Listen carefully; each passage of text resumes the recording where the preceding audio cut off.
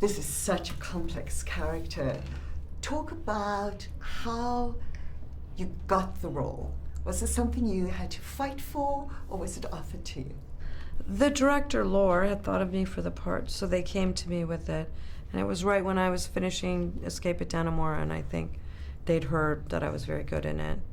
So I think that was helpful also. Good enough to get a Golden Globe. When I saw Escape from Dannemora and then I saw you in The Act, two totally different characters, but both of them are not necessarily likable. And women have a history of having to be likable on screen. Mm-hmm. So talk about why you take on these roles that the audience love, but we shouldn't love them. Well, I have to say, I always found that very curious, because I'd go through my real life and I'd see people who you could say the way they live their life, you're like, whoa, that lady is a bitch, right? She's really mean, that lady. And they would still have a husband, they would still have kids, they would have relationships. And I thought, that's really interesting to me. And why don't I ever get to see that person who has their opinion of the way things are? And why is it that women have to be this way on film? I just don't think it's authentic, and I don't think it's true. So I've definitely wanted to be rid of this idea of being likable. I want to think in the scene, moment to moment, what my character's thinking, without trying to manipulate the world into liking them or not liking them. Hey, I'm never going to like this lady who's poisoning her child or harming her child.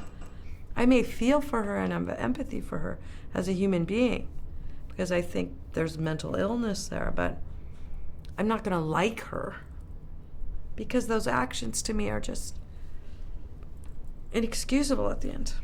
In some ways, even though this is an illness, one understands that a mother wants to protect her child and almost shuts them down by being overprotective, taking away their voice.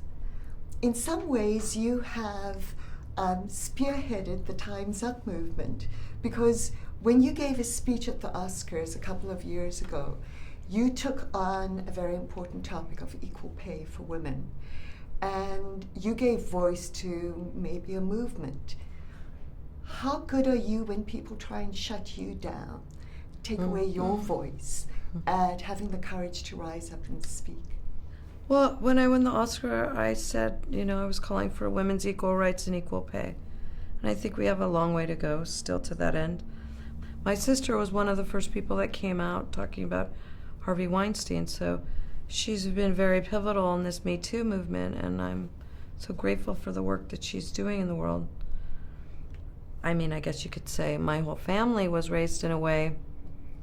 We were very supported to have our own opinions. We were very supported to have our own power as people and to be social activists and all of that.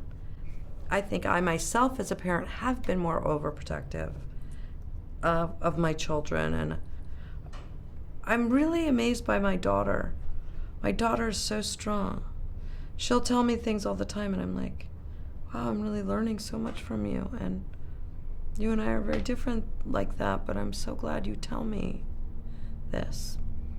And I may not see that way, but I really respect that you're telling me the way you feel, and I could see that point of view. Your characters are also unafraid to, how do I put this, be full women without necessarily falling into a Barbie doll color. Mm-hmm. Have people ever said to you, don't take on this role, or advised you against it? Definitely. I think a lot of people thought that will limit your career. The people that employ you won't see you in a certain light, see you in a certain way. But I didn't care. I mean, I think if you're being put in this position where you're constantly trying to compete with 20-year-olds, you're going to lose. Or what, you get to have the part of the pretty wife, who's there when the phone rings, What a boring thing. I'd rather play different, more interesting parts. who people are and what they look like is so interesting to me. This woman has basically walked away from her sexuality. She almost dresses like a Cabbage Patch doll or Holly Hobbie or some kind of 1970s doll that's very non-sexual, non-threatening, cozy, safe. Everything about her is like, oh, I don't care about myself at all, but her actions are so much about herself. The character's hair and clothing is very, very particular, as you've just mentioned.